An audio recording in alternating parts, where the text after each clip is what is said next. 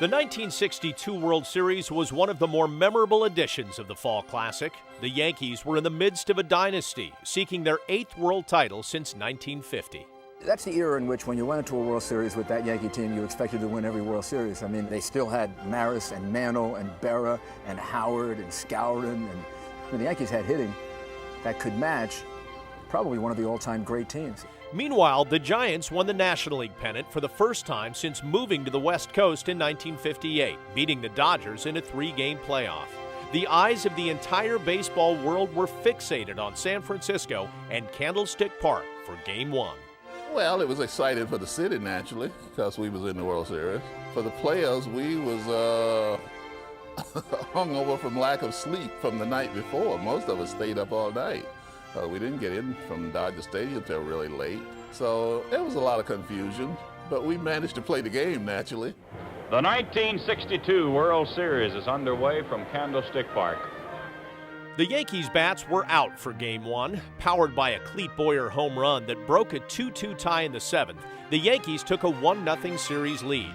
Jack Sanford 3-hit the Yanks in Game 2, while Willie McCovey anchored the Giants' offense with a solo blast in the 7th. This one is a home run for Willie McCovey. It was quite a thrill. I think I glided around the bases. I couldn't feel my feet at the ground.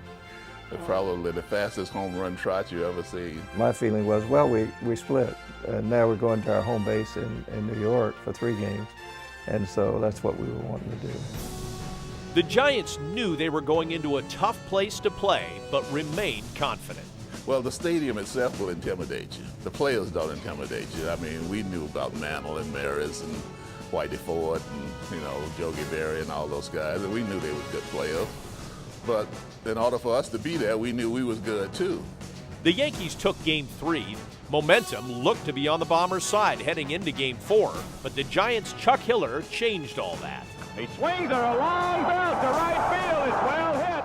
Maris back at the fence. It's gone. Chuck Hiller has just hit a grand slam home run for the Giants. Those little second basemen, that's terrible when they hit grand slams with the bases loaded like that. That's right, a little second baseman. In a World Series, it usually happens that way all the time. It seems like the guy you least expect come out being the hero. A rain delay pushed Game 5 back a day, but Tom Tresh rose to the occasion and led the Yanks to a 5-3 victory. The scene was to shift back to San Francisco, but Mother Nature had other plans. Rain, rain, rain. The thing I remember most about the entire series was the rain involved in it. They even had the helicopters trying to dry off the field so we could play. I was watching it in New York, so I was in school, and I was always take the time off to watch the game. So one day, no game. Next day, no game. We were starting to wonder if we was going to ever finish this World Series. With the rain finally passing, the Giants won behind a brilliant performance by Billy Pierce, who 3-hit the Yankees, forcing a pivotal Game 7. We felt that the pressure was on them because we're playing here in our ballpark, and now after winning Game 6, we feel we can beat them now. We're going to win the series. Today, this is it. One whole year wrapped up in one ball game. I think there was a certain amount of tension, but I think if I remember correctly, we had a 1-run lead, and we were grateful to get 1 run. We were hoping for more than that. Clinging to that lead, the Yankees were trying to stave off a 9th-inning comeback by the Giants. Lou was leading off, and I knew he loved to bunt, and he laid the bunt down right towards me. I could not make the play, and so he was on with a base hit. Then, if I remember correctly, we got the next 2 out, and then Willie Mays hit a ringing double to right field, and Roger Maris made a great cutoff, a perfect relay to me, and I in turn threw it home to Elston Howard. Matty Alou was held up at the last moment. It looked like he was going to make a try for it. Bobby Richardson took the relay from Roger Maris and rifled a throw into Elston Howard. 1 hop, he would have had him at the plate. He would have been out, so it was the best thing to do is to hold him up. So anyway, I get up, and I figured they were going to walk me because first base is open. Ralph Houck goes out to the mound and talks it over. I walked over to second base. Willie Mays was on the base, and Kubek looked at me and said, "I sure hope McCovey doesn't hit the ball to you." And I said, "Why?" He said, "You've already made 1 error in this series. I'd hate to see you blow it now." Well, that's what I was thinking about. This place is a madhouse right now. The Yankees lead 1-0, the bottom of the 9th. The Giants have runners at 2nd and 3rd with 2 outs, and Willie McCovey is the batter. Well, I still had the mindset that I probably wasn't going to get a good pitch to hit. And when you have that mindset and you see a good pitch coming in, I kind of jumped at it a little too quick and got out front. He swings and sends a long ball to right field. Maris is chasing it. It is curving foul. It's going in the seats.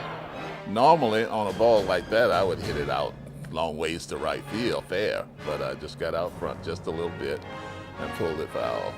And like I say, the next pitch he threw me was the famous line drive to Richardson. There's a liner straight to Richardson. The ball game is over and the World Series is over. When it left the bat, you thought, maybe we have a tie game here. Willie McCovey hit it like a bullet. McCovey hit the ball. It was hit really hard. It was a sinking line drive. Well, I hit it pretty hard. I couldn't hit it any harder. I mean, I could have hit it in a better direction, but it's as good as I could hit it. Had that ball got out of his reach, the Giants would have been the winner. Now it's the Yankees who have mobbed Ralph Terry in the center of the diamond, and well, they should. And then, of course, there was celebration on the mound. Gave the ball to Ralph Terry, and he was then voted most valuable player of the World Series. It's funny, you know, losing that World Series, we figured, well, we're going to be back next year. We thought we'd probably win the National League pennant for the next 10 years because we felt we had that type of ball club. And little did we know we wasn't going to go back again, but that's baseball. You just never know.